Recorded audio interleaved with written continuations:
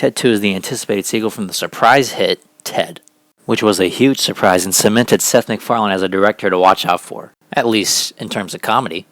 MacFarlane really kicked off his directing career with such a brash and raunchy film that audiences just ate up.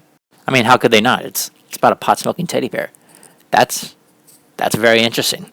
And because of the fact that the first one was such a huge success, obviously, they're going to make another one. But in the case of comedy sequels, we learn that a lot of them, if not most of them, usually become giant masses of poop. That's what they are. That's not to say there haven't been good comedy sequels. However, there is an enormous lack of good comedy sequels because of the fact that people literally just throw things in and expect it to be good, when in reality, it just becomes a crap fest. As for Ted 2, this movie didn't really work for me on a comedic level. I didn't get a good laugh in like I did with the first movie. A lot of the raunchy humor, particularly in the first half of the movie, just left me very cold and just made me question whether I was supposed to laugh at that or not. Which is really odd coming from a Seth MacFarlane movie in which I think he's the king of the raunchy humor. Which is ironic because in the first movie, the raunchy humor made me laugh so hard uncontrollably, whereas in this one, it just makes me feel kind of uncomfortable.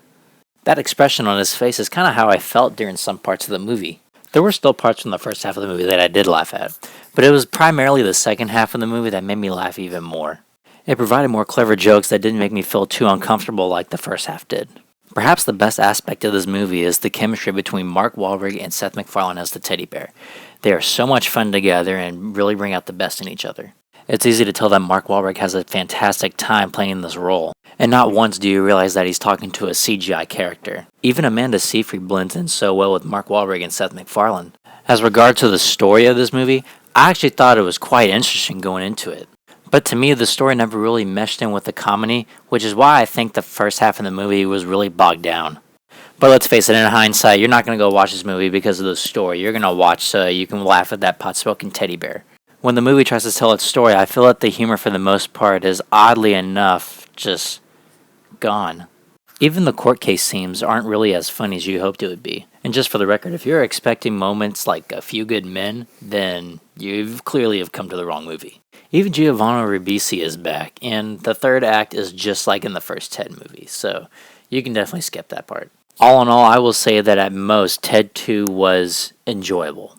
I think those that really loved the first Ted movie are really going to like this one. I did find the movie to be fairly funny, and for a comedy, that's all I really want, is a good laugh.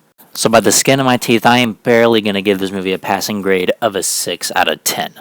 I hope you guys enjoy my review. Be sure to like, subscribe, tell all your friends, and I will see you next time.